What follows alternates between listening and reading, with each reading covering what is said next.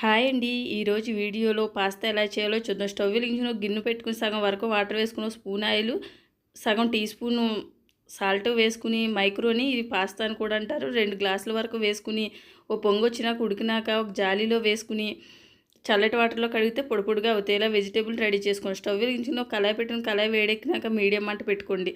2 స్పూన్ల ఆయిల్, కొద్దిగా బటర్ వేసుకుని, 4 ఎల్లుల్లిపాయలు చిన్న చిన్న ముక్కలుగా కట్ చేసి వేసుకుని, ఒక పచ్చిమిర్చి, ఒక ఉల్లిపాయ, ఒక క్యారెట్, కొన్ని బీన్స్, కొన్ని క్యాప్సికమ్, మీ దగ్గర ఏ వెజిటేబుల్స్ ఉంటే అవి వేసుకుని, చిన్న టీ స్పూన్ సాల్ట్ వేసుకుని, 1/2 స్పూన్ పసుపు వేసుకుని ఒకసారి కలుపుకోండి. ఇవి కొంచెం వేగినాక 2 టమాటాలు చిన్న చిన్న ముక్కలుగా కట్ చేసి వేసుకుని, పూర్తిగా మగ్గినాక చిన్న టీ స్పూన్ కారం వేసుకుని ఒకసారి కలుపుకుని, ముందుగా ఉడికించుకుని పాస్తా ఇందులో వేసుకుని, మీ దగ్గర పాస్తా మసాలా ఉంటే ₹5 ప్యాకెట్ ఉంటుంది కదా, అది కూడా వేసుకోవచ్చు. తర్వాత 2 స్పూన్ల టమాటా సాసు, ఒరిగేనో ఉంటే ఒరిగేనో వేసుకుని, కొత్తిమీర వేసుకుని బాగా కలుపుకుంటే పాస్తా రెడీ అయింది. సబ్స్క్రైబ్ చేసుకోండి. Thank you for